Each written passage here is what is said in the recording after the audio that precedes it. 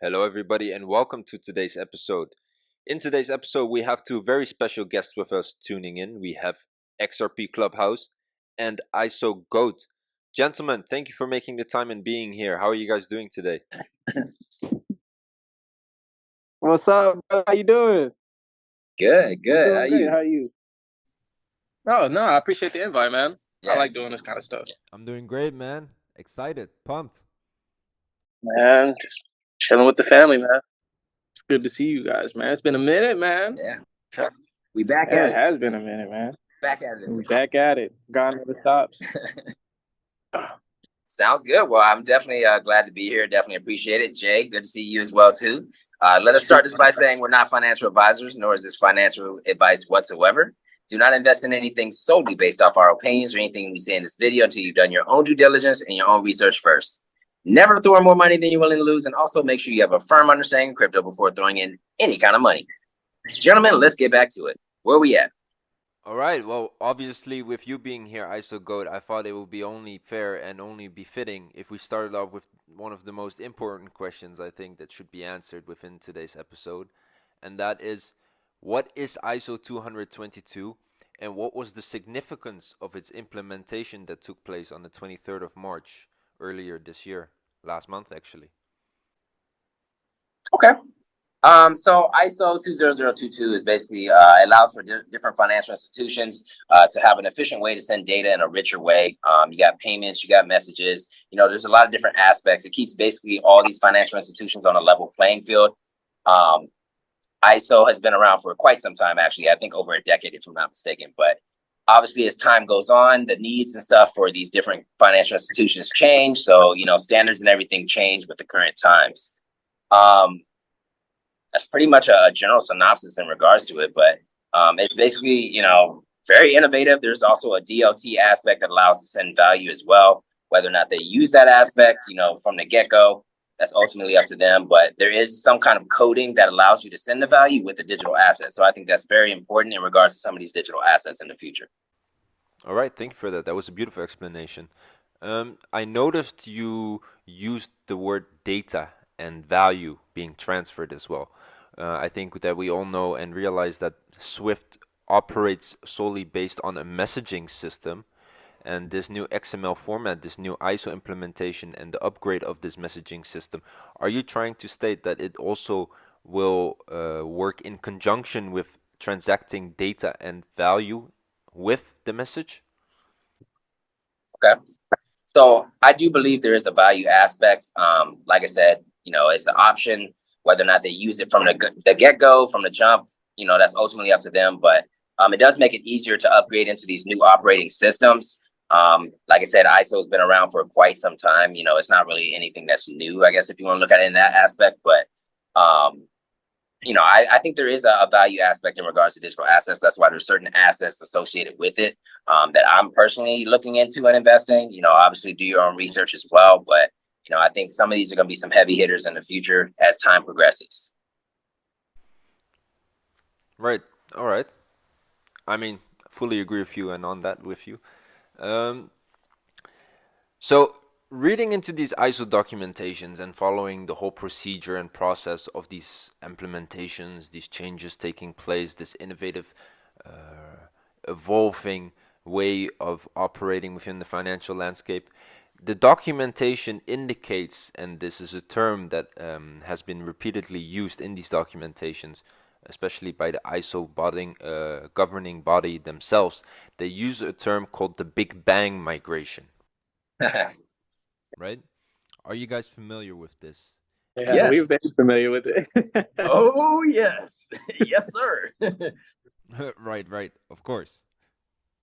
But what do you think that this moment like entails? Is it going to be a moment in time, or is it like the coexistence period till 2025? What do you guys think? What are your thoughts on that? Maybe XRP Clubhouse, you can share your thoughts.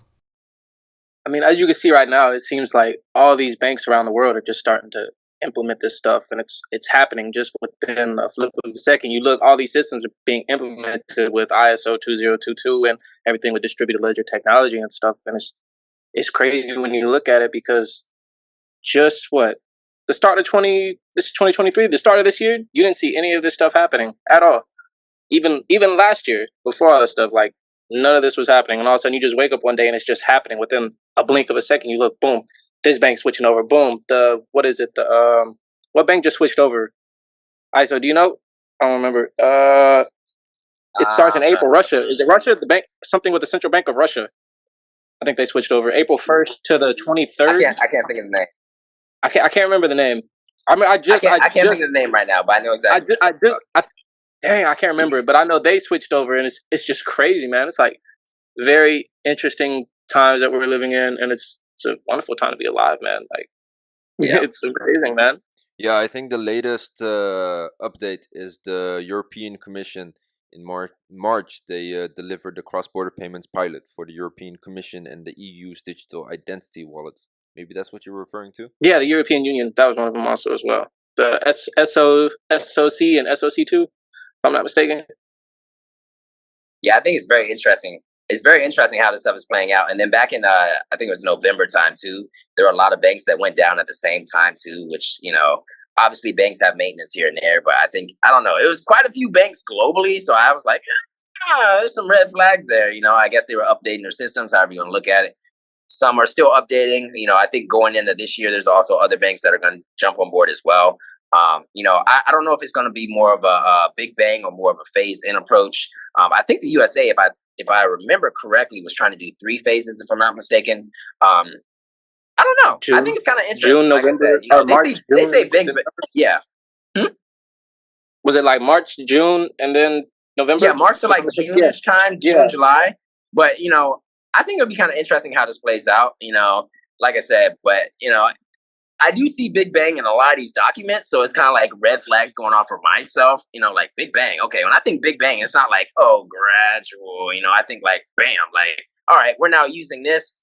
This is now null and void. We're not using this anymore type thing. That's just how I think of it. You know, maybe I'm just reading too far into it, but that's just how I interpret it. Yeah, no, both of you, beautiful input there. I mean, I think we can all agree that they call it Big Bang migration for a reason, right? So I fully agree with you there, ISO, as well. But how about the aspect of the coexistence period? I'm very interested to hear what you guys think about this. Right. If they don't switch over, they're not going to be able to interact with this new financial system, right? I was just about to say that. Yeah, you beat me to it, brother. You beat me to it. Yeah, I think it's kind of like, I think it's going to be kind of like they run the legacy system kind of side by side. I don't know if it's until 2025. Who knows? Like, I'm not going to act like I know dates, any of that. But I think at some point they do cut the training wheels off. But they have mentioned in some of these documents too, like, hey, you know, if you haven't upgraded to this system, you're going to be pretty much at a disadvantage, you know, compared to some of these other institutions and, you know, whoever's utilizing this technology. And it's like, you know, you don't want to be at a disadvantage. So it kind of encourages them to opt in regards to this earlier rather than later. I mean, you know, they have that option. So, you know, I think that's kind of interesting how that does play out. But 2025, I think is going to be very interesting to see. Just my thoughts. Like I said, no, I don't even care about timelines. I'm patient enough, but I think it's going to be very spicy at that point once, you know, hey, it's all said and done. It's a wrap. Okay, you're either upgraded or you're not upgraded. Do you think CBDCs would play a role in that too as well? I don't know. I really don't know. But I think CBDCs are coming a lot quicker than people think, even in the USA too. I don't know. They've been kind of wishy-washy, like, oh, we're not going to do a CBDC. And now I've seen things like, oh, yeah, we may or may not do a CBDC. And it's like, okay, well, good to know. I think we'll do. How do you feel about that, Kate?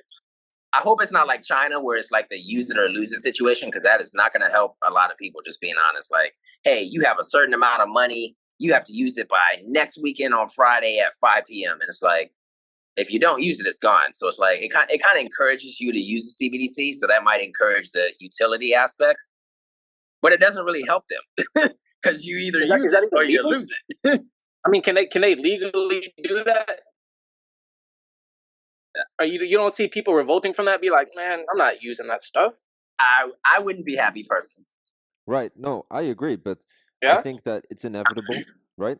Because considering the high inflation, considering the macroeconomic UBI, you know, all of these changes happening, and it's even been said by people, by the IMF, you know, in government, yep, that it is necessary to implement such thing as programmable money, or a CBDC more specifically. And once this gets rolled out, like an application, people will be guided to use an application where they will, for example, receive free money, like a stimulus check. They receive $100 or $500, maybe even more, for free. People will be inclined to just start using this application without even knowing the underlying technology, or be able to grasp what it fully means and what it fully is. Yeah, they're going to encourage it. They're going to find a way to encourage it. UBI is probably going to be the option, but hey, why don't you use this money? We're going to give you $300 free. Use it, start utilizing this technology. You go to the grocery store, you go here, you go there. Next thing you know, bam, CBDC. And then at some point, maybe eventually cash goes away. I know a lot of people don't want to hear that. They think cash is king, but cash right now, the dollar ain't looking too hot with everything going on with BRICS. Just my opinion, like I said. Not everybody's going to agree with that. Cash is gone. Cash is gone. Cash is going to be in a museum at some point. I mean, cash has been king, but like you said yourself, I mean, it's very outdated, or will be very soon. What we see on a global scale happening, we see the expansion of these BRICS nations, like you said. We went from BRICS to BRICS Plus to now having BRICS Plus Plus. All of these countries formally applying to join these nations, and this kind of coalition against the Western hegemony, doing trade deals and publicly coming out and stating, you know what, we're searching for an alternative currency to be used on that global level when it comes to doing trade, because they no longer want to use the United States dollar, even considering its status, any longer. And it's been a long time since something like this happened, and these changes will rapidly evolve, and these changes will influence the economy, not just in the Western world, but especially in America. I read a statistic the other day that stated that out of all of the circulating supply from denominated notes in the US dollar, right, fiat money, 40 to 70% of the circulating supply is held overseas. That is a tremendous amount. Considering what will happen if all of these countries drop the United States dollar, or no longer see it as a meaningful way of using that currency in trade on a global scale, all of these notes will return to the US, and you will likely see something like hyperinflation. And like you said, what that means is that inevitably you are going to see something like a CBDC, because that will be the only solution. Right. It's always going to be problem, reaction, solution. They're going to have us struggle a little bit in regards to everything going on. And they're going to be like, you know what? We have something to solve this problem for you guys. Guess what? Here you go. UBI or CBDC. Watch watch it come. That's exactly how it happens. And it's funny because like a lot of these here. Right. That's what I'm hearing. But a lot of these problems are caused by some of these higher ups too. Like, fractional reserve banking, like it doesn't work overall. Like long term, it does not work. Okay. And like obviously we have this debt crisis going on. We're what, several $1 trillion in debt? The world is like 330 trillion. Like 32 trillion for 32 trillion for America. Yeah, I think just the USA. Like that is ridiculous. Like that is unsustainable. And we're still just kicking the can down the road. It's crazy. Like that's crazy, man. And they even talk about it, saying how implementing crypto will fix this. But then you see everybody at the SEC and Congress. Right, but they want you to believe that it's CBDCs, not crypto. I think he said crypto, if I'm not mistaken. I think he did say crypto. Yeah, I could have I think crypto. But yeah, CBDC and crypto, they tie together. Yeah. Digital I think assets. they use we'll say digital assets. I'll say digital assets. I won't say cryptocurrency. Yeah, they use certain verbiage to confuse the masses. Mass media, things of that sort. Like, crypto's bad. Oh, crypto's a scam. Oh, FTX this. Oh, this went down. Oh, Celsius went down. Oh, and it's like, okay, your regular person's gonna be like, oh man, crypto. You're messing with crypto. Like, I'm not touching that with 10-foot pole. That's literally how people think. Like, and they don't do like the research and look into these things and the documents. I mean, obviously, you don't want to look through 160 pages of a document. I get it, most people. But it's like, this could be a life-changing opportunity, in my opinion. Like I said, for people that do their due diligence and they do their research, they're not just willy-nilly. Like, I think that this is a very huge shift that's about to happen in regards to people globally. It'll probably be the have-yachts and the have-nots, as I always say in my videos. Like, the middle class is about to get wiped out if you know, in my opinion, like I said. So that's just my opinion. I hear you. I hear you. Yeah. I mean, if you kind of look at it, middle class really isn't even here anymore. At least in America, from what I can tell, it seems like everybody's poor. Like for real. That inflation is woo, running rampant right now. Yeah, it's nothing to play with, man. Hey, just imagine hyperinflation. Ain't gonna be pretty. Paying what, 20 for bread? Right. So coming back to the inflation part, the hyperinflation perspective, right? Are you guys familiar with Operation Sandman? Operation Sandstorm. Sandstorm, Sandman. Yes, is that the one with BRICS nations where they're supposed to like? Yeah. So basically, it's a theory that there's an agreement among a majority of countries, especially in the Eastern countries, right? That are going to drop the US dollar as the main mean of currency on when it comes to global trade in the same time, right? So coming back to what I was saying earlier about the circulating supply of US dollars held overseas, just a tremendous amount that they would all suddenly drop and forced to be returned to, you know, original Treasury bonds owner. back to the US. Yep. Yeah, the US Treasury bonds. That's gonna screw us like no. Hey, the USA is in for some stuff, boy. If that happens, like we already see hyperinflation, I think, or that would collapse the dollar. Oh, that for doesn't sure. collapse the dollar. I don't know what would.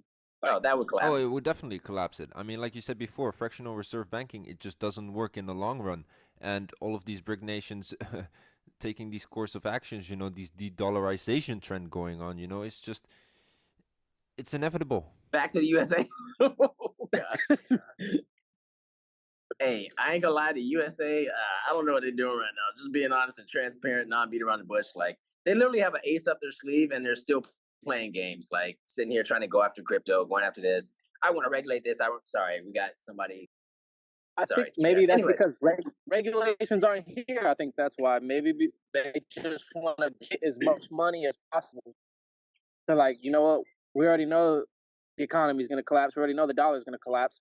Why not take advantage of it? Why not run this debt through the ceiling? Because we know we're going to go to a new financial system. That's what they're doing. Why not? Why not? Why not burn it to the ground? Burn it to the ground and just crash the system. They're going to profit from it. Right, yeah, for sure. I mean, I feel like that's what they're doing. This is a perfect moment to go back into the XRP topic, our favorite topic, right? I mean, on-demand liquidity and, you know, the solutions that Ripple is providing with their products and their services. But considering the lawsuit that happened 2 years ago, do you think that this is, you know, stifling of innovation done purposefully, you know, as a form of suppressing the inevitable change? Or, you know, do you think that this is just more of a part of the process in order to get ready for these big changes to take place, like a strategic wait? You can go first, Jay. I'll answer after. I feel like it could be both. I feel like banks want control, but at the same time, they want to stifle innovation for as long as possible for Ethereum, et cetera, because these guys are in deep with these guys. They get paid from these guys. They're profiting off of this stuff. And it's not regulated, and there's no rules. So technically what they're doing is not illegal, if you want to talk about it technical and speaking on the law side of things. But I don't know, man. It's been almost 3 years now with this lawsuit. Yeah, I think it's kind of like I think there's something that has to happen. I feel like there's something we're not seeing. And it's probably something so small. I feel like we're just overlooking something because something has to happen. Like maybe they'll run this thing up until a liquidity crisis happens where problem, reaction, solution, like you said, ISO. Oh, liquidity crisis. Oh, CBDCs. Oh, implement XRP, XLM, XDC, et cetera, et cetera. Like it could go so many ways. It could go so many ways with how the world's going right now. But it's not just America. It's global. So then that makes me think like, it could be something else too. Like I don't know, man. It's just so many theories to put wrap your mind around. It drive you crazy thinking about it. It will. I think it's kind of like a pay-to-play type situation.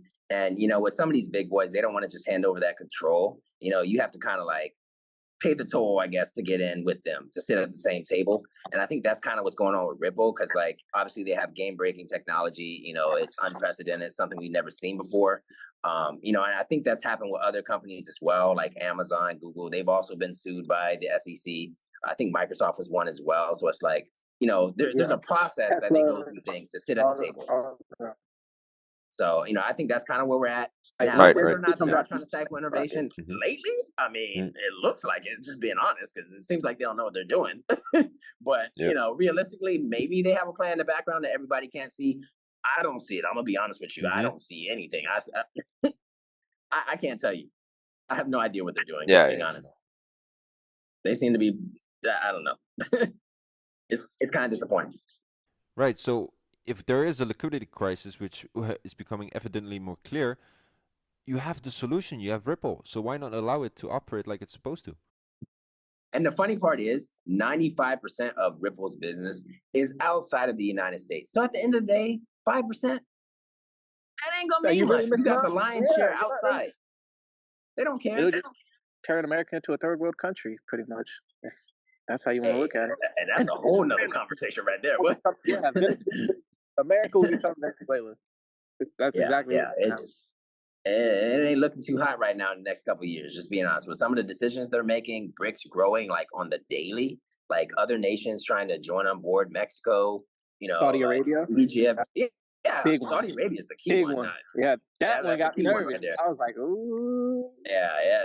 Things are getting real spicy right now, and nobody's really paying attention because they just watch the TV, the mass media. Like, oh, everything's fine. We've got this under control. The system's not crashing. Oh, banks going down. We're just kidding with you guys. We are perfectly fine. We have more than enough money for you guys.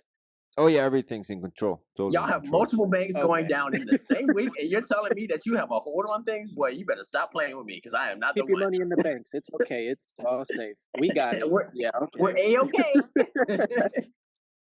It's crazy. I have a question for you, Kay. Yeah, go ahead, man. Are you seeing this technology on your side where you're currently located, or are you guys still using like fiat currency and stuff? Are you starting to see like that transition into using distributed ledger technology? Right, that's a great question. I mean, on the back end, I think I know just as much as you guys when it comes to reading the documentation that there are banks here obviously integrating within this new system, obviously are changing over the way of doing business through the use of DLT. It's definitely happening. Whether you see it at the front end, from a public perspective, you do see changes. You have commercials on TV, but it's not any different, I think, than how it is in the US. Maybe it's more suppressed there than it is here. But you have conventions, you have gatherings, of communities coming together to learn about blockchain technology, to learn about DLT. So right. So when it comes to the okay, I don't know how to explain this. So what is your guys' economy looking like? Is it like, are we in the same boat? Or what are you guys? Are they saying the same thing? Like, oh no, everything's fine. Don't worry, keep your money in the banks. It'll be safe. Nothing will happen. Or what? Right, but So I don't think mainstream media will ever really come to that point where they're probably gonna state, like, oh, get your money out the bank, because then we'll have bank runs and stuff like that. Like, I don't think we'll come to the point where we're gonna see stuff like this, and they're definitely keeping certain information on the down low. That's for sure. But the information is out there. I don't think it really matters on whether people are reporting on certain things or not. Everyone has access to the internet. Everyone has access to the World Wide Web. You just have to do your own research like we're doing, and we're discussing things. That's the simple fact of the matter, So whether they're really publicly stating it on mainstream media, what's going on, obviously not. And I don't think that they will when it comes to the full scale and operations of blockchain technology and how we're switching over to a new financial system. No. Mm-hmm. I don't think necessarily everyone is in the same boat. Obviously you have the Eastern perspective, you have the Eastern way of doing things, all of these BRICS nations that are changing their ways of doing things. Okay, and then you have the Western hegemony. Europe has always been a very close ally to the American states, we call it the Western world for a reason. So I wouldn't say that we're in the same boat, because we're definitely not, but I do think that our boat looks a lot like your boat. Let's put it that way.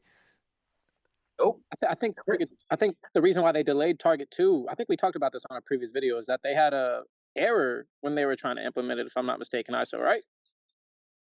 And it seems like there was no error this time. It seems like everything was going smooth. Now they said it has to go smooth, like it can't fail. If it fails, we're screwed. Sad to say, but yeah, that's pretty accurate. Yeah, that's at least that's what I read, but you never know, man. I mean, yeah, Let's what see. else are you gonna do? I mean, in a liquidity crisis that we're facing right now, where it's obvious that banks are not having enough capital, even though gold, for example, became a tier one asset in 2016, and central banks have been storing and attaining a lot of gold and precious metals, is this enough? There's still a liquidity crisis going on.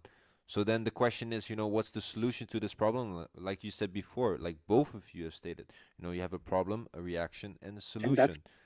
We see the problem. There is a reaction starting to come.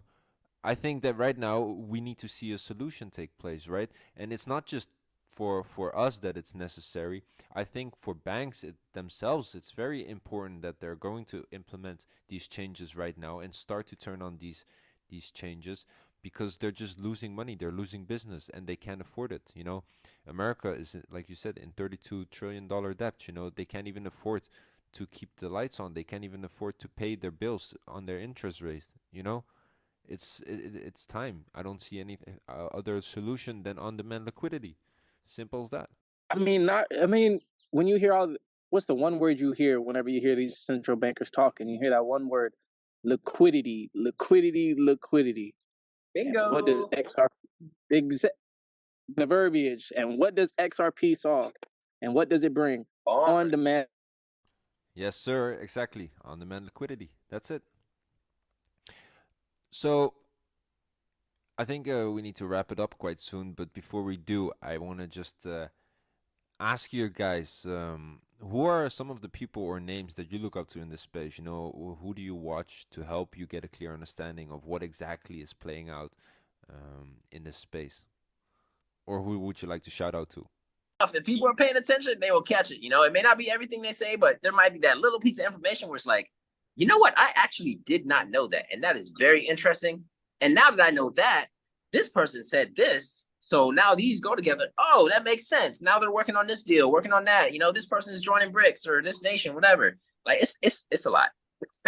there's a lot of people. I not even gonna lie to you. And there's a lot of people, especially on the back end, like that help me with some of my information as well. Like shout out to y'all. Y'all are the real goats, because I'm not doing this on my own. This is a team effort. There's no I in team. I'm just more so the voice in regards to it, but they bring the information. I just voice it out to people, let them know, hey, you can check it out here, check it out there. I just want to drop the information so that way everybody has it at their disposal and they can't say they didn't know type thing. So, that's just how I look at it. But, we're all in this together. We're all on the same journey. I think it's very exciting, very interesting times we're living in too. So we shall see how the next couple months and, years play out. I'm very excited for it. Sorry, I got long with it. No, you're good. I had a bug hit me. No, for sure. So many intelligent people within the XRP community, especially ISO community as well. But it's worth listening to so many different perspectives, because everyone contributes to each other. Everyone helps each other with the information. Yes. Oh, another one I got to throw out is Kurt. Kurt, you better follow him on Twitter. He knows a lot of stuff. Shout out to you, Kurt. Hey, shout out to him, man, because a lot of this stuff that I'm seeing coming to fruition. Just saying. Yeah, I mean, if you think about it, just a couple, like even last year, man, you didn't hear anything about this stuff. Like people were calling us crazy for even just mentioning the stuff. A bank collapsing, we're like, get out of here, tinfoil hat. Literally, that's literally the response. Yep. Well, yeah, they get it. I think in the big picture, big scheme of things. Oh, people are starting to. I mean, if you look around, man, it seems like everybody's starting to. Yeah, but that's what it looks like. Everybody's it's not starting true. to get it. Still a very small majority. Oh yeah, especially when some of these events start happening and people are like, no, that's never gonna happen, and it's like, bro, it just happened. They're like, what? Where can I get some XRPs at? Where can I buy it? And then you just leave them on red. I'm just kidding. I don't do that. But yeah. I just leave them on red. But yeah, you even have people like Rosie Rios and Christine Lagarde of the ECB or of the IMF. Someone Rosie states, Rios the train has already left the station. And I think I don't know what that means when they say that the train has just left the station. I don't know if that means a crisis is coming or get like if they're trying to tell you to get your act together because everybody's going on without you. Like I don't know. I'm still trying to figure out what that word specifically means because I hear them all say it. Level field. Yeah, like yeah, just get on. That's all I can say. If you're not in, get in. Not financial advice. Wink, wink.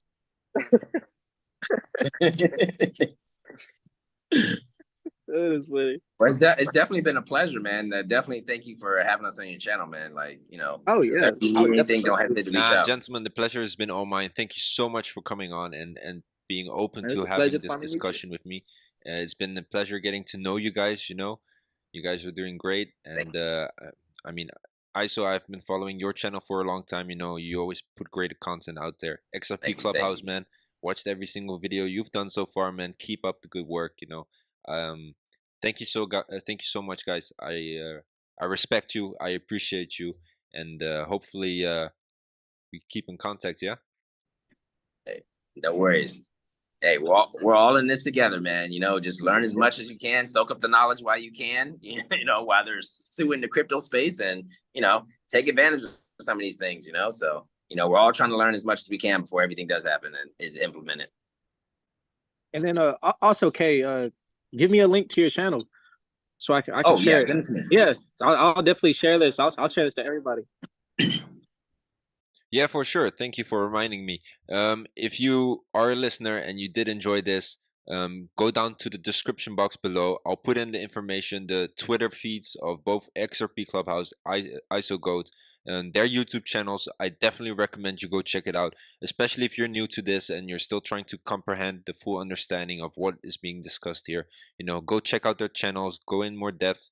They have great content. You'll learn a lot, and definitely stay tuned for things coming up, and stay blessed. Appreciate you. All right, y'all take it easy. All right, brother. You too. Y'all have a wonderful night, man. Have a wonderful weekend. All right, stay safe. All right, brother.